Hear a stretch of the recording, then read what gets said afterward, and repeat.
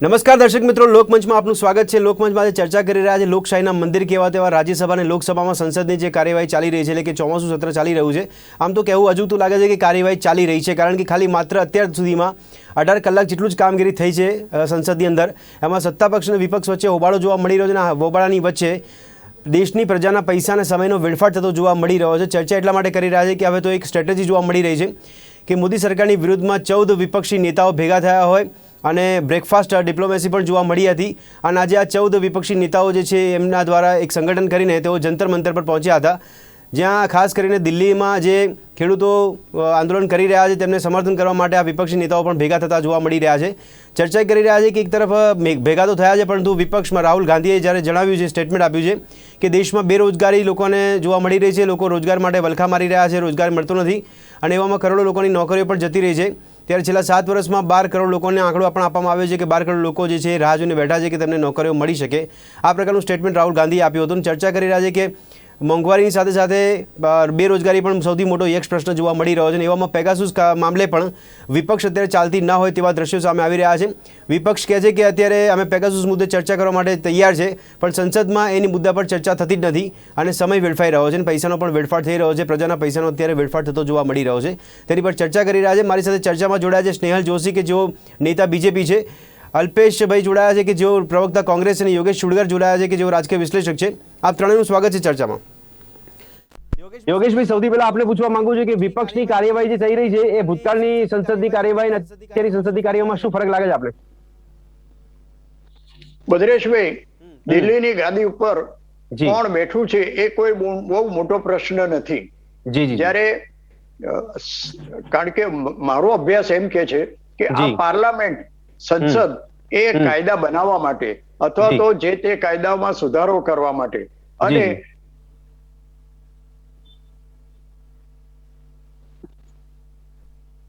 રાજ્યસભામાં બેસે છે, એ લોકોએ ત્યાં પ્રજાના પ્રશ્નો રજૂ કરવાના હોય છે અને આ બધા ચૂંટાયેલા લોકો જનપ્રતિનિધિ છે એવું મારી સમજ છે। એ લોકો એમની જાતને જે સમજતા હોય તો એમણે પાર્લામેન્ટની અંદર આ બધા પ્રશ્નો રજૂ કરવા જોઈએ, નવા કાયદાઓ જે આવે છે એનો ઊંડો અભ્યાસ કરીને એને લગતી ચર્ચા કરવી જોઈએ।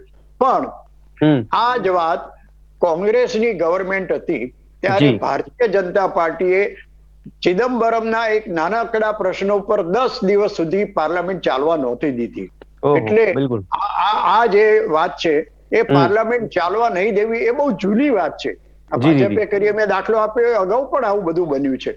બિલકુલ, આ લોકોને આપણે ચૂંટી મોકલ્યા છે એ પાર્લામેન્ટમાં આ બધા પ્રશ્નોની ચર્ચા કરે એના માટે, નહીં કે વેલમાં ધસી જઈને હોહા કરે।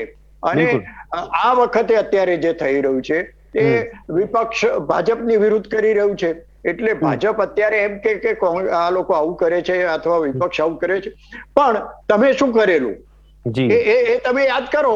જૂનો બહુ લાંબો ઇતિહાસ નથી, હમણાં 10 વર્ષ પહેલાની જ વાત છે। પણ આ જનપ્રતિનિધિઓ જયારે ચૂંટાય છે ત્યારે આપણે ઘેર આવીને હાથ આમ લાંબા કરીને વોટ માંગે છે અને પછીથી એમનું જે વર્તન છે એ જાણે રાજા મહારાજાના પેલા નવાબોના રાજમાં હતું એ પરિસ્થિતિ થઈ ગઈ છે। અત્યારે વિપક્ષો જે પ્રશ્ન લઈને પાર્લામેન્ટને નથી ચાલવા દેતા, દાખલા તરીકે પેગાસિસની વાત છે। પેગાસિસ જાસૂસી કાંડ એ બહુ ગંભીર છે એ વાત સાચી, પણ એ ભારતના 300 જણા માટેની જાસૂસી થઈ છે, 130 કરોડ માટેની નહીં। બરાબર, આ પ્રજાને લગતો પ્રશ્ન નથી। અને હવે અત્યારે તો આ વાતને સુપ્રીમ કોર્ટમાં પણ લઈ ગયા છે, સુપ્રીમ કોર્ટ પણ એના માટેની ઊંડી તપાસ કરી છે। એટલે હવે આ પેગાસિસના મામલે બધા તાયફાઓ કરવા અથવા તો તમારા મીડિયાના કેમેરામેનોને જોઈને પછી બધા જે દેખાવો કરવા એ યોગ્ય નથી। મારું તો એવું સૂચન છે, ભલે ભાજપની બી વાત હોય, કે તમારે જે કઈ તમારો પ્રશ્ન છે એ પાર્લામેન્ટમાં રજૂ કરો। પાર્લામેન્ટના વર્ષમાં 3 સેશન થાય છે અને આ ચોમાસું સેશન જે છે એમાં તમે આ પ્રશ્ન રજૂ કરો, એની ખરેખર ચર્ચા કરો, તમારી પાસે કઈ પુરાવા અથવા તો કોઈ હકીકત હોય તો એ રજૂ કરો અને સરકારને સમજાવો કે તમે આ ખોટું કર્યું છે। ખાલી ખોટું કર્યું છે એવું કહેવાથી નહીં ચાલે, તમે એમ કહો કે ભાઈ આ થયું પણ યોગેશભાઈ રજૂ કરો। ઓકે યોગેશભાઈ, પણ બીજો એક સવાલ હું કોંગ્રેસ બીજેપીને પૂછું તો મને ખબર છે અપેક્ષા શું રાખી શકાય કે જવાબ શું મળશે, પણ તેમ છતાં બી આ પ્રક્રિયા જે અટકી રહી છે એમાં અત્યાર સુધીમાં મેં હમણાં શરૂઆતમાં કીધું 18 કલાક જ ખાલી કામગીરી થઈ છે. આના માટે જવાબદાર કોને આપણે ઠેરવવાના? કારણ કે સત્તાને પૂછ્યું હતું કે વિપક્ષ ને વિપક્ષે કીધું કે સત્તા જવાબદાર છે. આપના મતે આપના અભ્યાસ પ્રમાણે શું લાગે છે આપણે જવાબદાર કોણ? મારું ગણિત બહુ કાચું છે પણ મને એવો ખ્યાલ છે કે અત્યાર સુધીમાં કેટલા કરોડો રૂપિયા આ પાર્લામેન્ટ ચાલે એના માટે ખર્ચાયા છે અને જે તે મેમ્બર ઓફ પાર્લામેન્ટને સારો એવો પગાર મળે છે. મારી પાસે એક્ઝેક્ટ આંકડો નથી પણ એપ્રોક્સિમેટલી 2 લાખ જેટલો પર મંથ પગાર મળે છે. આટલો તો કોઈ ન્યાયાધીશોને અથવા તો આઈએએસ ઓફિસરોને નથી મળતો. અને એ ઉપરાંત પાર્લામેન્ટ ચાલુ હોય ને એમાં જઈને સહી કરી આવે તો પણ એમને ભથ્થું મળે છે. ભદ્રેશભાઈ, હું મારો ફોન 24 કલાક વાપરું છું તો 400 રૂપિયામાં મારો ફોન મહિને ચાલે છે. આ લોકોને મહિને 14,000 રૂપિયા ફોન ના આપવામાં આવે છે. હવે એ લોકો એનું શું કરતા હશે ભગવાન જાણે. પણ આ જવાબદાર માણસો જનપ્રતિનિધિ છે. ક્યાંક તો એ લોકો 20 લાખ લોકો 20 લાખ વોટરોનું પ્રતિનિધિત્વ કરે છે તો એમનામાં એટલી સમજ નથી કે અમે અત્યારે જે કરી રહ્યા છે એનાથી લોકશાહી પ્રણાલિકાનું ખૂન થઈ રહ્યું છે.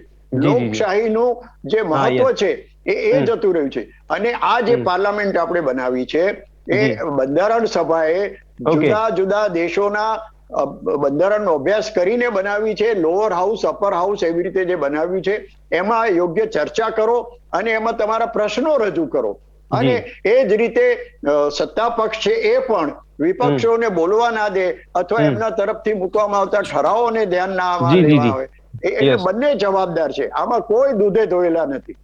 અલ્પેશભાઈ, હવે આપણે સવાલ છે વિપક્ષ તરીકે આપ સંસદ ચાલવા દેતા નથી એવો સત્તા પક્ષનો આરોપ છે. કારણ કે સત્તા પક્ષમાંથી તો ખાસ કહેવામાં આવ્યું છે કે વિપક્ષ આ જે કામગીરી કરી રહ્યું છે એ લોકશાહીનું હનન છે અને અપમાન આપ કરી રહ્યા છો. અલ્પેશભાઈ, હમણાં આખી ચર્ચા થઈ એ ચર્ચામાં સરસ અમને વાત કરી કે આ તો એક પક્ષની વાત નથી. આ યુપીએની સરકારમાં વિપક્ષ પણ આનાથી વધારે કામગીરી નથી ચાલવા દેવું પડ્યું. પણ આ રાજકીય બાબતનું હું નથી કહેતો પણ જે મુદ્દાઓ હોય લોકસભામાં એના ઠરાવો એના પ્રસ્તાવો જ્યારે એ ના ધ્યાનમાં લેવામાં આવે, જ્યારે સત્તા પક્ષ કોઈ રીતે સાંભળવામાં ના આવે, સત્તાના નશામાં વિપક્ષને કચડી નાખવાનો પ્રયત્ન કરે. વિપક્ષને બંધારણીય એક હક છે કે વિપક્ષ સરકારની ભૂલો યા સરકારના ખોટા કામોને ઉજાગર કરે. ભારતીય જનતા પાર્ટી જયારે વિપક્ષમાં હતું યા એમના જે પણ સાથી દળો હતા પણ આ બધી બાબતો મૂકવામાં આવતી હતી. એટલે સૌથી મોટી વાત છે કે જ્યારે અંદરની જગ્યાએ વાત સાંભળવામાં ના આવે તો પ્રજાની વચ્ચે જઈને લોક પ્રતિનિધિઓ વાત મૂકે છે અને સરકારને જગાડે છે. સરકાર અલ્પેશભાઈ, રિઝલ્ટ શું મળે છે? અલ્પેશભાઈ, વિરોધ પક્ષ આટલું બધું ભેગું થાય છે, જે તે મુદ્દાને સમર્થન કરે છે, પણ પરિણામ શું? અહીંયા તો સમયને પૈસા વેડફાઈ રહ્યા છે. પરિણામ ક્યાં મળે છે આપણને? આના અંદર સરકારને જગાડવાનું કામ છે, લોકો સુધી વાત પહોંચાડવાનું કામ છે. સૌથી પહેલી વાત, જ્યારે વારંવાર આપ જોતા હતા લોકસભા પહેલા પણ લોકસભા શરૂ થઈ ત્યારે પણ કહ્યું કે ભાઈ તમે જે આ જાસૂસી કાંડ છે એની નિષ્પક્ષ તપાસની વાત થઈ, એની સામે જેટલા સવાલો પૂછવામાં એની જવાબ આપવાની વાત થઈ. પણ અલ્પેશભાઈ, કોંગ્રેસમાં હવે એટલા બુદ્ધિજીવીઓ નથી કે યોગેશભાઈ જેમ વાત કરી કે પેગાસુસ તમે પ્રજાનો મુદ્દો બનાવીને શા માટે સમય વેડફી રહ્યા છો? કારણ કે તમે કહો છો કે અમે પેગાસુસ પર ચર્ચા કરવા માટે તૈયાર છીએ, સત્તા પક્ષ નથી કરતું તો તમે એ મુદ્દાને છોડી બીજા જે જનહિતના મુદ્દા છે એની પર ચર્ચા કરો ને. મુદ્દા એક નથી, મુદ્દો તો કિસાનોનો પણ મુદ્દો છે. આંદોલન ચાલે ત્યારથી વિપક્ષ કહી રહી છે કે ભાઈ તમે સાંભળો, એમની વાતના જવાબ આપો, એમાં જે સુધારા કરે એની વાત આપો. મુદ્દો એક છે ને મોંઘવારીની વાત છે.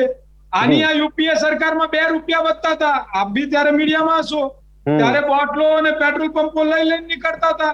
આજે 100 ના પાર જાય છે તો શું વિપક્ષને બોલવાનો અધિકાર નથી? શું લોકો માટે અવાજ ઉઠાવવાનો અધિકાર નથી? અલ્પેશભાઈ, મને તો ઈચ્છા નથી સાંભળતા. અમારી તો આશા છે કે વિપક્ષ મજબૂત બને. અમારી તો આશા છે કે વિપક્ષ મજબૂત બને, કારણ કે લોકશાહી માટે વિપક્ષ મજબૂત હોવું જરૂરી છે. પણ સવાલ એ થાય છે કે આપના વિપક્ષના વિરોધથી કોઈ પરિણામ કે કોઈ અસરકારકતા જોવા નથી મળી રહી.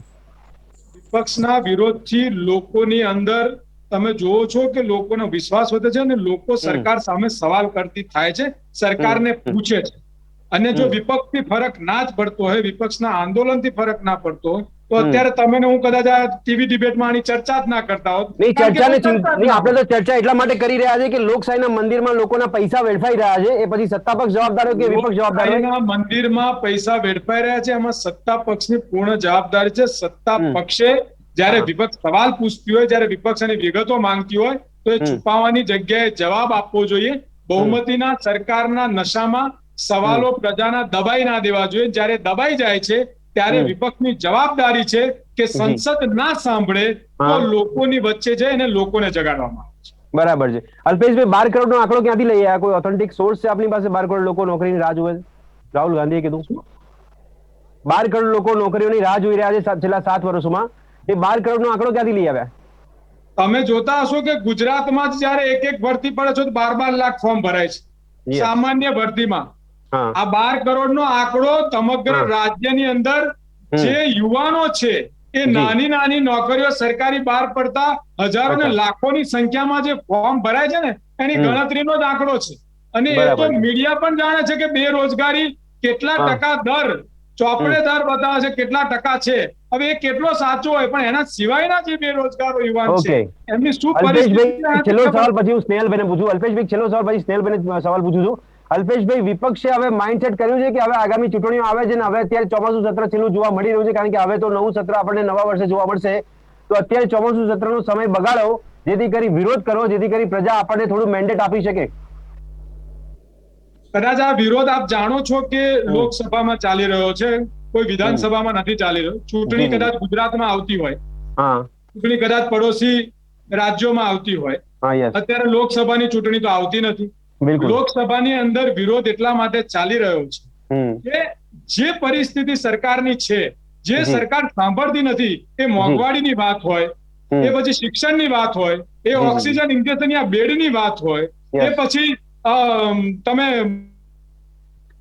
લઈ લો તપાસ જે કાંડ છે એની વાત હોય, જાસૂસી કાંડની, આ તમામ મુદ્દાને લઈને. ઓકે, અચ્છા સ્નેહલભાઈ, મારો સવાલ હવે એ છે આપણે જનતામાં જાય. સ્નેહલભાઈ, હવે સત્તા પક્ષની જવાબદારી બને છે, આમ તો વિધાનસભા હોય, રાજ્યસભા હોય કે લોકસભા હોય, એ સત્તા પક્ષની મોટા ભાગની જવાબદારી બને છે કે વિપક્ષ ગમે એટલો હોબાળો કરે પણ એ સંસદ ચાલવી જોઈએ. ના ચાલે તો એ લોકશાહીનું અનંત છે, અપમાન છે. આપ કહો છો સ્નેહલભાઈ, બીજેપી એવું કહે છે કે વિપક્ષ અત્યારે લોકશાહીનું હત્યા કરે છે. તો 2014 પહેલા જે હત્યા થઈ હતી લોકશાહીની, જીવિત કેવી રીતે થઈ ગઈ? કારણ કે ભાજપ માટે કહેવાય છે કે રેકોર્ડ છે આખા દેશમાં અત્યારે કે 2009 થી 2014માં સૌથી વધારે જો સંસદ ના ચાલવા દીધી હોય તો વિપક્ષની ભૂમિકામાં એ સમયે ભાજપ હતું. સ્નેહલભાઈ જી, હું અત્યારે હાલની વર્તમાન પરિસ્થિતિની જો વાત કરીએ તો ભારતીય જનતા પાર્ટીના નેતાઓએ અને અનેકવાર મીડિયાના માધ્યમથી અને સંસદમાં પણ એવું કહ્યું છે કે આપ ફ્લોર ઉપર એક હેલ્ધી ડિસ્કશન કરો અને જનતાના જે પ્રશ્નો છે તેને આપણે વાચા આપીએ. આ જનતાના પૈસે જે આપણા જે આ લોકશાહીના મંદિર ચાલે છે, અપર હાઉસ અને લોઅર હાઉસ બંને, એની અંદર જનપ્રતિનિધિઓએ ખૂબ સારી રીતે એક હેલ્ધી ડિબેટ થાય, એની પર વાટાઘાટો થાય, કાયદા. તો સ્નેહલભાઈ, વિપક્ષનું સ્વાગત કેમ નથી કરતા તમે વિપક્ષનું સ્વાગત કેમ નથી કરતા? વિપક્ષની જે વર્તણૂક છે એની એક આપણે જો આખા દેશે જોયું હશે ને આખા વિશ્વે જોયું હશે કે જેમ વેલમાં ધસી આવવું, હુઆપો કરવો, આ બધી અમુક અસંવૈધાનિક વસ્તુઓ જે થઈ રહી છે તે ખૂબ જ. સ્નેહલભાઈ, એક જ મિનિટ, આ અસંવૈધાનિક શબ્દ તમે જે વાપર્યો છે એ બીજેપીએ ના કર્યો હોય તો અમારા માધ્યમ થકી આપ પ્રજાને કહી દો કે અમે આવું ભૂતકાળમાં નથી કર્યું. ભારતીય જનતા પાર્ટી જ્યારે પણ વિપક્ષમાં હતી ત્યારે જે તે મુદ્દાઓ હતા અને જે મુદ્દા જનતાને સ્પર્શતા હતા એ મુદ્દા પર ભારતીય જનતા પાર્ટીએ દરેક લેવલે એમના રીતે જનતાની અવાજને અને વાચા આપી છે, જનતાની લાગણીઓને વાચા આપી અને એનો વિરોધ જે કર્યો છે. પણ એ વખતે એટલું ધ્યાન રાખવામાં આવ્યું છે કે અત્યારે જે મુદ્દા આપ જોઈ રહ્યા છો એ કોઈ જનતાને સ્પર્શતા એટલે નથી કે પેગાસસ છે એક સંભાવિત કાંડ છે. એ તમે જે આર્ટિકલના બેઝિસ પર ચાલી રહ્યું છે આ બધું, એના તમે ટાઇટલમાં જોશો તો એની ઉપર મે બી લખ્યું છે. આપ તો પત્રકાર છો તો આપને તો મારા કરતા વધારે ખ્યાલ હશે. તો એક સંભાવિત મુદ્દો જે છે અને અત્યાર સુધી જો હોય તો કોંગ્રેસના જે નેતાઓ આ બૂમાબૂમ કરે છે તો એમને એમના ફોન ચેક કરાવી દરેક જગ્યાએ થાય છે. અહીંયાના પરદેશમાં બી જો એમને એવું હોય કે ભાઈ બીજે કરાવવા છે તો એ કરાવી અને એનું રિઝલ્ટ કેમ નથી કરાવ્યું? પણ સ્નેહલભાઈ, હવે ખાલી વિપક્ષ નથી કહેતું, ભાજપના ઘણા વરિષ્ઠ નેતા પણ સમર્થન કરે છે કે પેગાસસ પર તપાસ કરાવે સરકાર. પણ ભારતીય જનતા પાર્ટી તો તૈયાર જ છે ને. ભારતીય જનતા પાર્ટી ડે 1 થી કહે છે કે જે પણ આવા કોઈ મુદ્દા હોય અમે ક્યારે નકાર્યું નથી. એની અંદર હતું કે there is a probability that these 300 numbers may be have hacked. હવે એની અંદર ભારતીય જનતા પાર્ટીના નેતાઓના પણ નામ હતા, એ પણ આપણે જોયા છે અને ઘણા બધા ક્ષેત્રના લોકોના નામ હતા. અને આની ઉપર એટલે જ ભારતીય જનતા પાર્ટી ખૂબ પોઝિટિવ એપ્રોચ લઈને જઈ રહી છે. મારે બીજી બે વાત કહેવી છે. બોલો. કે જે બ્રેકફાસ્ટ પાર્ટી અને બ્રેકફાસ્ટ ડિપ્લોમસી માટે જયારે 14 પાર્ટીના આગેવાનો મળે છે અને કહે છે કે અમે આ નહીં થવા દઈએ, નહીં ચાલવા દઈએ, તો આવા કામ માટે જો તમે મળી શકો છો તો ક્યારે તમે સ્નેહલભાઈ થોડી આપે જે વિપક્ષ પર જે પ્રહાર કર્યા, પણ મારો સવાલ તો એ છે કે જે ખેડૂતો 9 મહિનાથી બહાર બેઠા છે, સરકાર જો સંવેદના ધરાવતી હોય તો 9 મહિના સુધી સંસદ નથી ચાલી, 9 મહિના સુધી એ લોકો બહાર બેસી રહ્યા છે અને એ લોકોના અવાજ સાંભળવામાં નથી આવ્યો, એ લોકોના નિરાકરણ આપવામાં નથી આવ્યો. આપ કહો છો કે અમે ચર્ચા કરવા તૈયાર છે, ચર્ચામાં કોઈ પરિણામ આવતું નથી, તો ક્યાં સુધી હજી પણ આ ખેડૂતો બેસી રહેશે બહાર? જી, મારી આ ત્રીજો મુદ્દો હું આજ કહેવાનો હતો કે જે મારા ખેડૂત ભાઈઓ છે જી, એમને સરકારે એવા કાયદા કર્યા છે અને આવનારા દિવસોમાં એમને સારામાં સારા લાભ મળે ને વચેટિયાઓ અંદર ના રહે. અને આપણે આખી આનું સ્ટ્રક્ચર જોશો તો જે પણ પ્રોટેસ્ટ થઈ રહ્યો છે, પંજાબનો એક વર્ગ છે એ આમાં બળી ચડીને આવે છે. અને આજે પણ તમે જોશો કે આજે જયારે સ્નેહલભાઈ પંજાબ એ ભારતનો ભાગ છે, તમે અખંડ ભારતની ચર્ચા કરવા નીકળ્યા છો તો પંજાબ એ ભારતનો ભાગ છે. હું નકારતો નથી, ભારતનો નાગરિક છે ને. હું આપને એ સમજાવું છું કે ભારતીય જનતા પાર્ટી ક્યારે પણ ખેડૂતની સાથે રાજનીતિને જોડવા નથી માંગતી અને સર્વાંગી વિકાસ થાય ખેડૂતનો એના માટે જે કાયદા નેશનલી લાગુ કરવાનો પ્રયાસ કરી રહ્યા છે એની આ એક વાત છે. પણ કોંગ્રેસ પાર્ટી ને બીજી પાર્ટીઓને એની અંદર લાભ દેખાય છે એટલે આજે પણ એ ત્યાં ગયા હતા. શું કરી રહ્યા છે? રાજકારણનો સ્વાર્થ સાધતા હોય તો બીજેપી નથી સાધ્યો તો છે નહીં, કારણ કે આ વિપક્ષ પહેલા બી રાજનીતિ કરતું હતું, અત્યારે કરી રહ્યું છે. નવીન બાબત કોઈ જોવા નથી મળતી, પણ આ બંનેના હંગામામાં જે તકલીફ પડી રહી છે, લોકશાહીનું હનન થઈ રહ્યું છે. હવે સવાલ સાંભળજો મારો કે રાહુલ ગાંધીએ તો છેલ્લા 7 વર્ષમાં 12 કરોડનો આંકડો આપ્યો, પણ હું આપની સરકારના આંકડા આપું છું કે CMI ના આંકડા છે જેમાં 23 કરોડ લોકોએ નોકરી ગુમાવી છે. આના માટે જવાબદાર કોણ?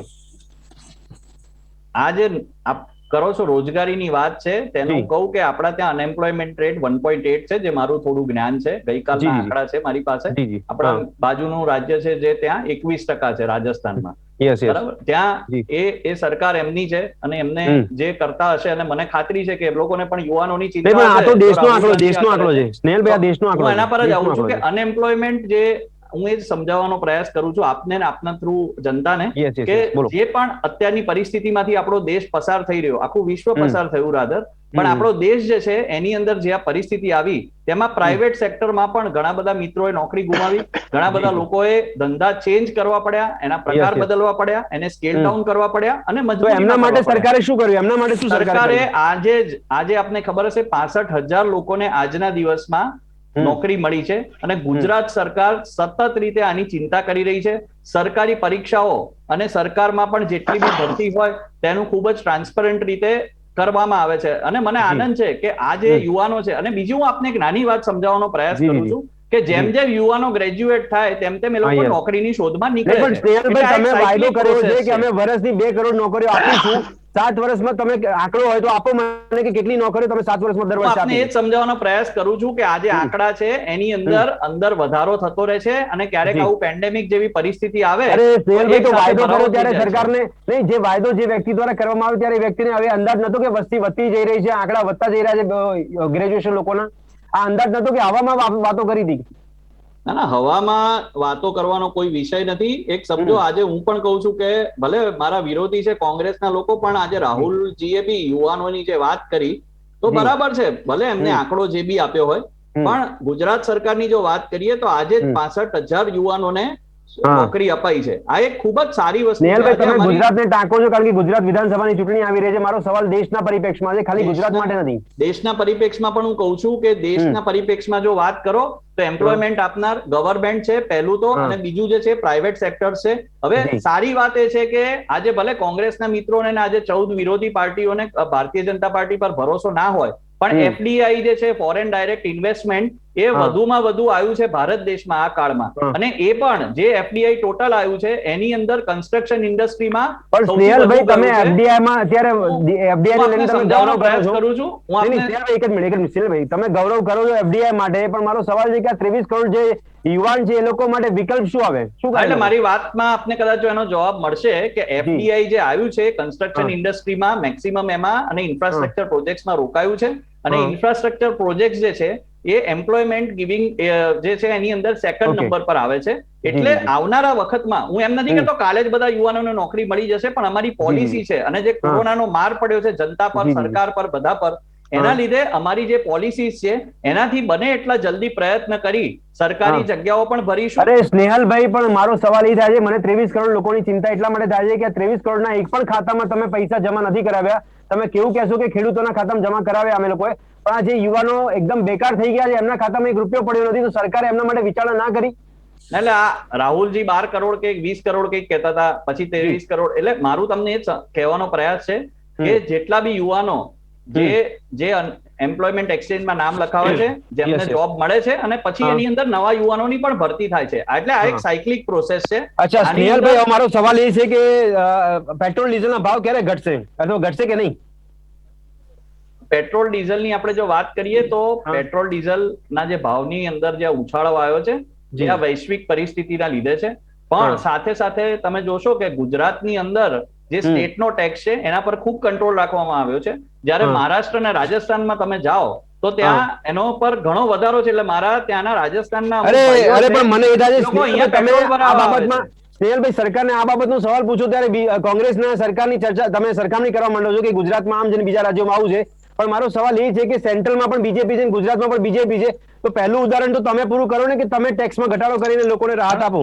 આ જે ભાવ દર નક્કી થાય છે એની અંદર એક ટ્રાન્સપરન્ટ સિસ્ટમથી એક કમિટી છે જે આના રેટ્સ નક્કી કરે છે. ક્રૂડ ઓઇલના ભાવ, વિશ્વની અત્યારની પરિસ્થિતિ અને ઘણા બધા પરિબળો આની અંદર કામ કરે છે, આપને પણ ખ્યાલ હશે. એટલે આપણે વૈશ્વિક પરિબળની વાત કરી, લોકોને કદાચ આપની વાત ગળે ઉતરતી હશે, પણ મારો સવાલ એ છે તાર્કિક રીતે કે ક્રૂડ ઓઇલના ભાવનો ઘટાડો જે થયો એ ઘટાડાનો લાભ તમે પ્રજાને કેમ ના આપ્યો? કોઈ મજબૂરી હતી સરકારની કે શું? હું આપને એ જ સમજાવું છું કે જે કમિટી જે છે તે આ કમિટી છે તે દરેક વસ્તુના પાસા બધા જોઈ અને પછી આનો જે નિર્ણય લે છે અને એના આધારે આ પ્રાઇસિંગ નક્કી થાય છે. અને આ વર્ષોથી ટ્રાન્સપરન્ટ સિસ્ટમ છે. જ્યારથી ભારતીય જનતા પાર્ટીની સરકાર બની ત્યારથી આ સિસ્ટમ છે. અને જે આપે કીધું કે સ્ટેટ ગવર્મેન્ટ, હું મારી વાત પૂરી કરીશ 10 સેકન્ડમાં, કે જે સ્ટેટ ગવર્મેન્ટે આપે જે વાત કરી, સ્ટેટ ગવર્મેન્ટે પણ કંટ્રોલ કર્યો છે પોતાના ટેક્સીસ પર.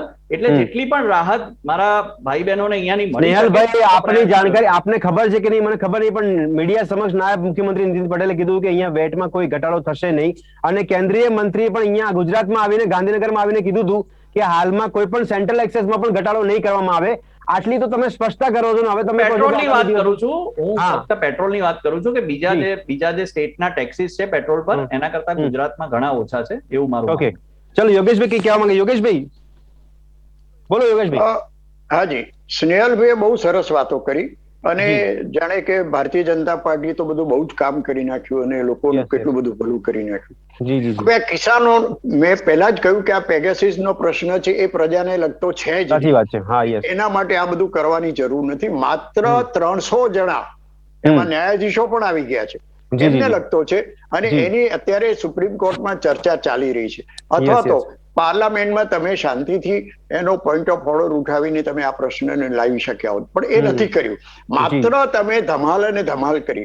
અચ્છા, એનીવે એ બધી વાત બરોબર છે, પણ પછી જે કિસાનોની વાત છે, કેટલા મહિનાથી એ લોકો આંદોલન કરી રહ્યા છે અને એમને માત્ર એક જ જીત છે કે આ 3 કાનૂન પાછા ખેંચો. સરકાર 12 વખત, ભદ્રેશભાઈ ગણીને રાખો, 12 વર્ષ એ લોકોએ ચર્ચા કરી છે. અને શું ચર્ચા કરી એ મને ખબર નથી, પણ હજુ એમાંથી કોઈ ઉકેલ આવ્યો નથી. એક ટેબલ ઉપર બેસીને જયારે ચર્ચા થતી હોય તેમાંથી ચોક્કસ કોઈ નિવેડો આવવો જોઈએ. સરકાર પણ જીદ ઉપર અડી છે કે અમે કાયદો પાછો નહીં ખેંચીએ. ખેડૂતો પણ કહે છે કાયદો પાછો ના ખેંચો તો અમે આંદોલન કરીશું. અને સત્તાપક્ષ વિપક્ષ જેવું છે, સત્તાપક્ષ વિપક્ષ જેવું થઈ ગયું છે.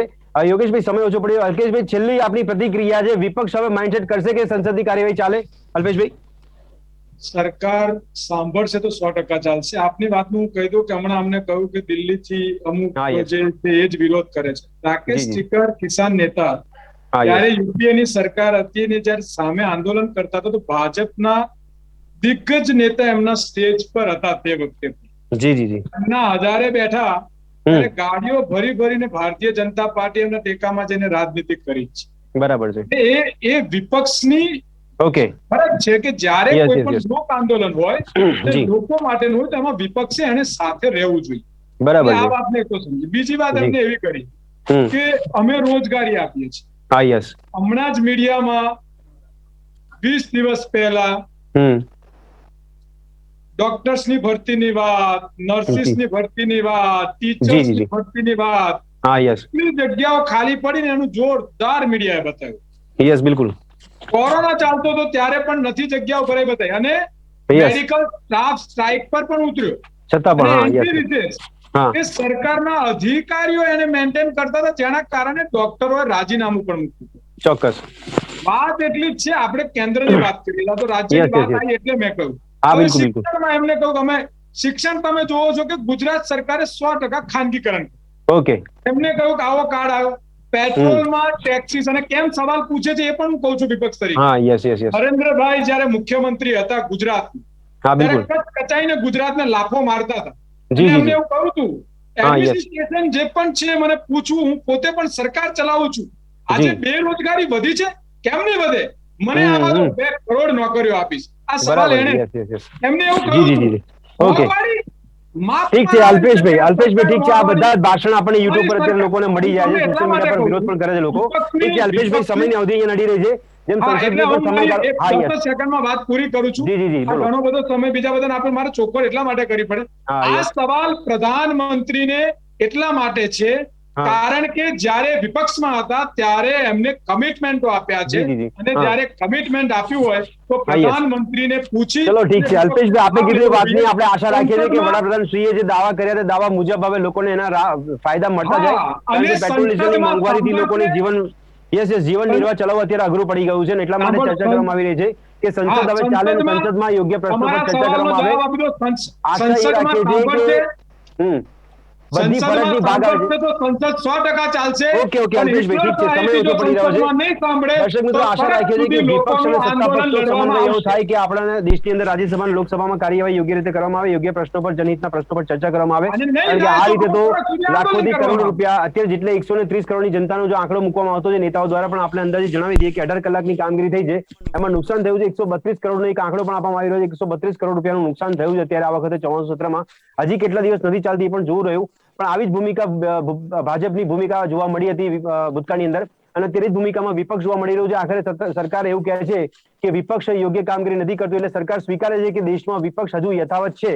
તો વિપક્ષ હોવો જોઈએ કે નહીં એની પર બી લોકોએ મંથન કરવાની જરૂર છે, કારણ કે વિપક્ષ હશે તો જ લોકશાહી જળવાશે. વિપક્ષ વગરની લોકશાહી પણ નહીં કહેવાય અને સરકાર પર પછી માટલા ધોવામાં આવશે. તો આશા રાખીએ છીએ કે પ્રજાના હિતમાં જે મુદ્દાઓ છે તેની પર સમાધાન પણ થાય, તેના પર સમસ્યાઓનું નિરાકરણ મળે એવી આપણે આશા રાખીએ છીએ. આ ચર્ચાને સમાપ્ત કરી છે. આ ચર્ચામાં ત્રણેય ભાગ લીધો તે બદલ આપનો ખૂબ ખૂબ આભાર. ધન્યવાદ. તો ફરી મળીશું દર્શક મિત્રો મંચમાં એક નવા વિષય સાથે. ત્યાં સુધી રજા આપશો. નમસ્કાર.